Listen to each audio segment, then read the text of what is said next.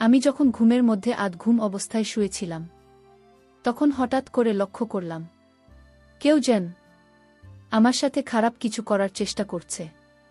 তারপরেও আমি ঘুমের ভান করে পড়ে রইলাম। মনে মনে ভাবতে লাগলাম, দেখি লোকটি আমার সাথে কি করে। একটু পরেই আমি লক্ষ্য করলাম যে লোকটি আমার সবকিছু তুলে নেওয়ার চেষ্টা করছে। আমার কাছ থেকে আমার সম্মান, আমার ইজ্জত কেড়ে নেওয়ার চেষ্টা করছে।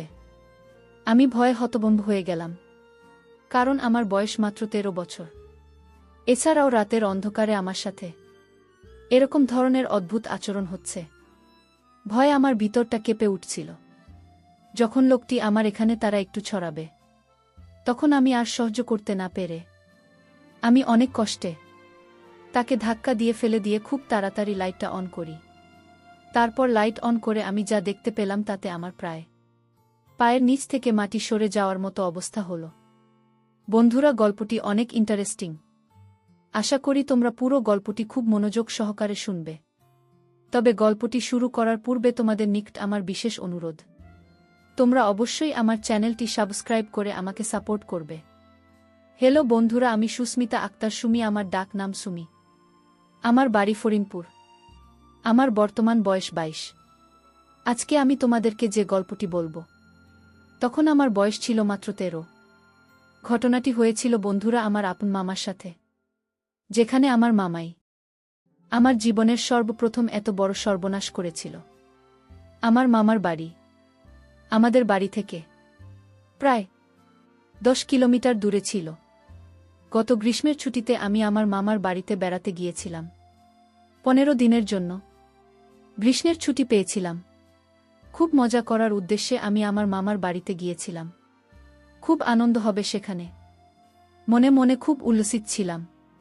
আর তাছাড়াও আগেও আমি মামার বাড়িতে যেতাম এবং আমরা মামা মামি আমি এবং আরও অন্যরা সবাই মিলে খুব আনন্দ করতাম। খুব মজা হতো সেখানে। যাই হোক, প্রথম দিন মামার বাড়িতে খুব আনন্দ উল্লাস করে আমি যখন রাতে শুতে যাব, ঠিক সেই মুহূর্তে মামা আমাকে ডাক দিয়ে বলল, মৌসুমী, তোর মা আমি অসুস্থ। কি জানি হয়েছে, সকাল থেকে মাথা নাকি প্রচণ্ড ব্যথা করছে, বিছানা থেকে উঠতে পারছে না। আর মৌসুমী, এদিকে সারাদিন আমি কাজ করে এসেছি, আমার শরীরটা ম্যাজম্যাজ করছে। গত পরশু আমি কবিরাজের বাড়ি গিয়েছিলাম।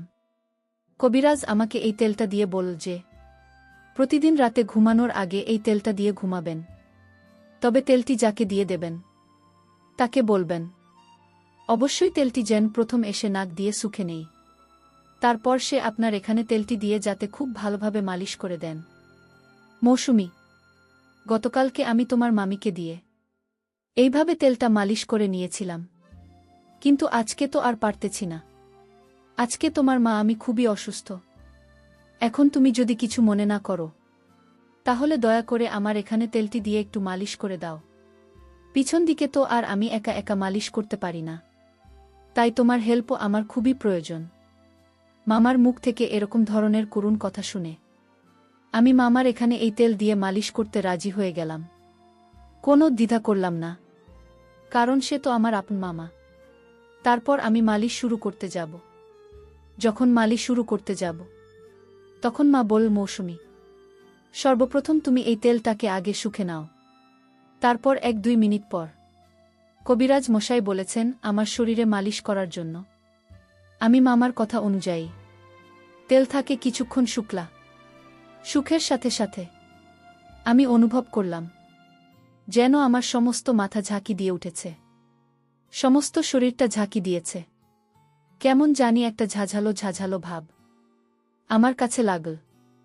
তাতে আমি কিছু মনে করলাম না। আমি ভাবলাম হয়তো এটা এই তেলের একটা অন্যরকম পাওয়ার। তারপর আমি তেলটাকে আমার ডান হাতে নিলাম। তারপর মামার পিছনের দিক থেকে যে জায়গায় ব্যথা অনুভব করে সে জায়গায় দিতে শুরু করলাম। মামা খুব আরাম পাচ্ছিল মনে হচ্ছে আর বলছিল, মৌসুমী, তুই তো খুব ভালো করে মালিশ করতে পারিস। এত সুন্দর মালিশ তুই শিখেছিস কোথা থেকে? আমি বললাম, মামা, আমার বাবারও এরকম ধরনের ব্যথা করত। ছোটবেলায় আমি বাবাকে এভাবে মালিশ করে দিতাম আর বাবাও খুব আরাম পেতে। বাবার কাছ থেকে মূলত এরকম সুন্দর করে মালিশ দেওয়া শিখেছি। মামা আমার কথা শুনে মুচকি হাসি দিল আর বল, তাই? আচ্ছা ঠিক আছে মা, তাহলে আমাকে একটু ভালো করে মালিশ দাও, আমি তোমার মালিশ পেয়ে খুব আরাম পাচ্ছি। একেবারে চোখে ঘুম চলে আসছে মামার মুখ থেকে এরকম ধরনের প্রশংসা শুনে। আমি খুব আনন্দ পেয়েছিলাম আর মামার এখানে মালিশ দেওয়ার জন্য খুব আগ্রহী হয়ে যাচ্ছিলাম, কারণ মামা আমার খুব প্রশংসা করছিল। বন্ধুরা, তোমাদেরকে একটি কথা বলে রাখি, মেয়েদেরকে কোনো কাজে যদি প্রশংসা করা হয় তাহলে সেই কাজে কিন্তু মেয়েদের আগ্রহ অনেকটা বেড়ে যায়। আমার অবস্থাও ঠিক সেরকমই হয়েছিল। মামার মুখ থেকে প্রশংসা আরও বেশি পাওয়ার জন্য মা আমাকে খুব ভালোভাবে মালিশ দিতে শুরু করলাম। এভাবে আমাকে প্রায় 10-15 মিনিট মালিশ দেওয়ার পর আমার কেমন জানি লাগছিল, মাথাটা কেমন জানি আমার হঠাৎ করে ঘুরে যাচ্ছিল। বুঝতে পারলাম না কি হচ্ছে। মাথাটা 2-3টা চক্কর মেরে উঠতেই আমি মামার এখানে শুয়ে পড়লাম। তারপর আর কি হলো বন্ধুরা, আমার কোনো হুঁশ ছিল না। কিন্তু এটা যে মামার একটা বড় রকমের চক্রান্ত ছিল তা আমি বুঝতে পারি নাই। এই তেলের মধ্যে হয়তো এমন কিছু মিশিয়েছিল যে কারণে 10-15 মিনিট পর আমি এভাবে পড়ে গেলাম। আর সকালে ঘুম থেকে উঠে দেখি আমার সব কিছু এলোমেলো অবস্থায় পড়ে রয়েছে। মনে হচ্ছে কেউ আমার সাথে ভয়ঙ্কর কোনো কিছু করেছে। আর আমার নিম্নাংশের অবস্থা একেবারে খারাপ হয়ে গেছে। আমি বুঝতে পারছি না তখন কি করব। হঠাৎ করে এরকম অবস্থা কি করে হলো? যাই হোক, মামা আমাকে খুব আদর করত, আমাকে খুব ভালোবাসে ছোটবেলা থেকেই। কিন্তু মামাকে তো আমি কখনো সন্দেহ করতে পারি না। সে তো আমার বাবার সমতুল্য। আমার বাবার চাইতেও আমার মামা আমাকে অনেক বেশি আদর করতে। আর সবচেয়ে বড় কথা হলো, আমি যখন মামাকে তেল দিতে গিয়েছিলাম, অর্থাৎ মালিশ করতে গিয়েছিলাম, তখন আমার মনে হচ্ছিল আমি মামাকে মালিশ দিচ্ছি। কিন্তু সকালে ঘুম থেকে উঠে দেখি আমি আমার রুমে শুয়ে আছি, কিন্তু মামা মামার রুমে শুয়ে আছে। সকালে ঘুম থেকে উঠে আমি সঠিকটা আন্দাজ করতে পারছিলাম না, মনে করতে পারছিলাম না রাতে ঘুমানোর পূর্বে আমার সাথে কি হয়েছিল। আমি সেটা ভুলে গিয়েছিলাম। আর তাছাড়া ও আমার বয়স ছিল খুবই কম, মাত্র 13 বছরের মাথায় আমার এত কিছু বোঝার ক্ষমতাও ছিল না। বাড়িতে আমি প্রায় 15 দিন থেকেছিলাম। 15 দিনের মধ্যে আমার সাথে 15 দিনই এরকম ধরনের অনাকাঙ্ক্ষিত ঘটনা ঘটেছে, যা আমি কখনো কল্পনাও করতে পারি নাই। প্রথম দিন তো আমি ভেবেছিলাম হয়তো আমি সেটা কোনো দুঃস্বপ্ন দেখেছি, বা রাতের বেলায় আমার স্বপ্নে কিছু হয়েছে, যে কারণেই আমার এই অবস্থা হয়েছে। কিন্তু দ্বিতীয় দিনেও আমি দেখলাম আমার একই অবস্থা। আর মা আমি আস্তে আস্তে তার শরীর আরও অসুস্থ হয়ে পড়ল। কিন্তু প্রতিদিনই মামা আমাকে দিয়ে এভাবে প্রথমে মালিশ করানোর নামে এই তেল তাকে শুকাতে। তারপর কিছুক্ষণ পরে আমি হুঁশ হারিয়ে ফেলতাম, আর কিছুই বুঝতে পারতাম না। তারপর আমার সাথে অদ্ভুত ধরনের কিছু হতো। আমি সকালে কিছু বলতে পারতাম না, মনে করতে পারতাম না। শুধু এটুকুই বুঝতে পারতাম যে রাতে কেউ আমার সাথে খুব বাজে আচরণ করেছে, তা আমার এলোমেলো অবস্থা দেখে খুব ভালোভাবে বোঝা যাচ্ছে। মামার বাড়িতে বেড়াতে যাওয়ার প্রায় 10 দিন হয়ে গেল। প্রতিদিন আমি এভাবে মামাকে তেল মালিশ করতে যাই। তারপর আমার হুঁশ চলে যায়। তারপর আমার সাথে কি হয় আমি কিছুই বুঝতে পারি না। বিষয়টা নিয়ে আমি খুব চিন্তায় পড়ে গেলাম, কি করা যায়। আর তখন তো আমি খুব ছোট ছিলাম। সকালে প্রতিদিন ঘুম থেকে উঠে দেখি আমার অবস্থা একেবারে খারাপ। আমার সব কিছু এলোমেলো হয়ে আছে। মনে হচ্ছে কেউ আমার সাথে খুব বাজে আচরণ করে। প্রতিদিন কি আমার সাথে এরকম ধরনের বাজে আচরণ করে? আমি কিছুই বুঝতে পারছিলাম না। কি করব ভেবে কোনো কিছু পাচ্ছিলাম না। হঠাৎ করে আমার মাথায় একটি বুদ্ধি আসলো। আজকে আমি দেখব কে আমার সাথে এরকম করে, কার এত বড় দুঃসাহস। আর তাছাড়া মামার বাড়িতে মামিমা মা আর আমি ছাড়া অন্য কেউ তো নাই। তাহলে আমার সাথে কি এরকম আচরণ করে? আমি তো কোনো কিছু ভেবে পাচ্ছিলাম না। আর মামা আমার সাথে এরকম আচরণ করবে তা তো আমি কোনোদিন কল্পনাও করতে পারিনি। চিন্তা করলাম আজকে যেভাবেই হোক এর রহস্য আমাকে খুঁজে বের করতে হবে, জানতে হবে কে আমার সাথে প্রতিদিন এরকম ধরনের আচরণ করে। পরের দিন রাতের বেলায় মামা যখন আমাকে ডাকল তার এখানে তেল দিয়ে মালিশ দিয়ে দেওয়ার জন্য, তারপর মামা যখন বলল তেলটা আগে শুকে নিতাম, আমি একটা টেকনিক কাটিয়ে আমার নাকের ভেতরে তোলা ফিটিং করে দিলাম। এমনভাবে তোলা লাগিয়েছিলাম যাতে এই ওষুধের যে পাওয়ার, ওষুধের ক্ষমতা, সেটা আমার নাকের ভিতর দিয়ে কখনো আমার ভিতরে না যেতে পারে। আর যদি না যেতে পারে, তাহলে আমি আর অজ্ঞান হব না। তাহলে আমি বুঝতে পারব প্রতিদিন কি আমার সাথে এরকম ধরনের নোংরামি আর বাজে আচরণে মেতে ওঠে। মনের মধ্যে কিছুটা ক্রোধ, কে আমার অগোচরে সে আমার এত বড় সর্বনাশ করছে। পরিকল্পনা অনুযায়ী আমি আমার কাজ করতে লাগলাম। কিন্তু সে দিন যখন মামার এখানে তেল দিয়ে মালিশ করতে যায়, তখন আর আমি অজ্ঞান হইনি। কারণ এই তেলের মধ্যে যে প্রয়োজনটা ছিল, সেটা আমার এখানে ইফেক্ট করতে পারে নাই। তারপরেও আমি পূর্বের মতো ভান ধরে পড়ে রইলাম। কিছুক্ষণ পর দেখলাম মামা আমাকে শুইয়ে আস্তে আস্তে তার রুমে চলে গেল। আমি অবাক হতে লাগলাম যে মামা তো আমার এখান থেকে আমাকে সুন্দর করে শুইয়ে তারপর চলে গেল। তাহলে সকালে ঘুম থেকে উঠে আমার এরকম অবস্থা হয় কেন? ভাবলাম আজকে সারা রাত সজাগ থাক, দেখব আমার সাথে কি হয়। চিন্তা করতে করতে কোনো ঘুম আসছিল না। মনের মধ্যে শুধু একটাই চিন্তা, আমার সাথে কি হয় তাহলে? মামা তো আমাকে কিছু করল না, তাহলে কি আমার সাথে এরকম করে? এসব ভাবতে ভাবতে ঘণ্টাখানেক পরেই দেখলাম আস্তে আস্তে কি যেন দরজা খোল।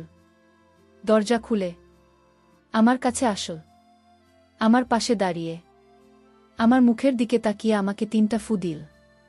তারপরেও আমি ঘুমের ভান করে পড়ে রইলাম, মনে মনে ভাবতে লাগলাম।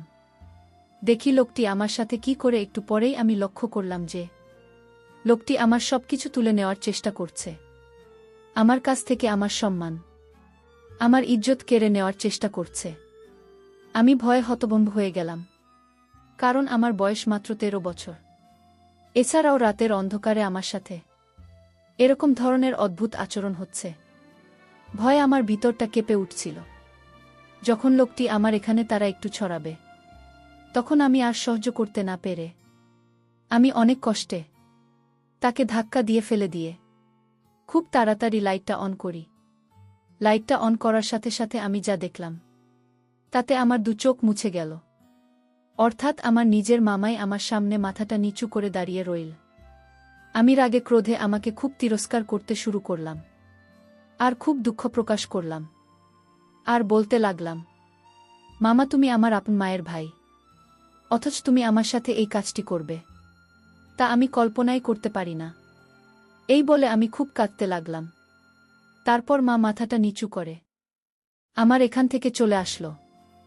সেদিন রাত পেরিয়ে সকাল হলে আমি আমার মামার এখানে গেলাম। মামা আমাকে দেখে খুব হাসি খুশি করছিল। মনে হচ্ছিল না যে সে রাতে আমার সাথে এরকম ধরনের একটা জঘন্য কাজ করে। তার এই আচরণ দেখে আমি অনেকটা হতবাক হয়ে যাই। ভাবলাম আমার মামা এত খারাপ, এত জঘন্য। আস্তে আস্তে আমার মনটা খারাপ হতে লাগল। এক পর্যায়ে আমি মামার সামনে কেঁদে দিলাম। আমার কান্না দেখে মামা খুব বিস্ময়ের সাথে আমাকে জিজ্ঞেস করল, মৌসুমী, তোমার কি হয়েছে? তুমি কাঁদছ কেন? মামার এরকম আহ্লাদের কথা শুনে আমার কাছে আরও বিরক্তিকর লাগছে। এক পর্যায়ে আমি মামাকে বলতে বাধ্য হলাম যে মামা, তোমার বাহিরে এক রূপ আর ভিতরে আরেক রূপ। তুমি আমার সাথে যা করেছ তা কোনোভাবে মেনে নেওয়া সম্ভব নয়। আমার কথা শুনে মামা খুব হতবাক হয়ে গেল আর বলল, মৌসুমী, এসব তুমি কি বলছো? আমি তোমার সাথে কি করেছি? তুমি আমার মেয়ে, তুমি আমার সাথে এভাবে কথা বলছো কেন? তুমি আমার মেয়ের মতো, আমি তোমাকে মেয়ের চাইতে আরও বেশি দেখি। আর মৌসুমী, আমার সাথে এভাবে কথা বলছো কেন? তখন আমি বললাম, মামা, তুমি রাত্রে আমার সাথে জঘন্য আচরণ করো নাই, আমি যখন ঘুমিয়েছিলাম। মা বলল, কি বলছে আমার সুমি? আমি রাতে তোমার ঘরে যাব? কথা শুনে আমি আরও হতবাক হয়ে যাই। ভাবলাম কি হচ্ছে আমার সাথে? স্পষ্ট আমি যেখানে মামাকে দেখতে পেলাম, সেখানে মামা এখন অস্বীকার যাচ্ছে। আজকে তাহলে পুরো বিষয়টি আমি ভালো করে দেখব।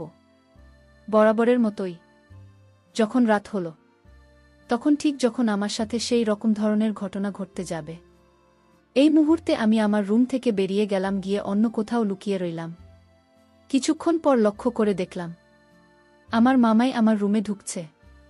আপনি খুব ভালো করে লক্ষ্য করে দেখলাম লোকটি যখন আমার রুমে গিয়ে প্রবেশ করল, তখন আমি খুব তাড়াহুড়া করে আমার রুমে চলে গেলাম। মামা রুমে চলে গিয়ে দেখি মামা তার রুমে ঘুমিয়ে রইল। তখন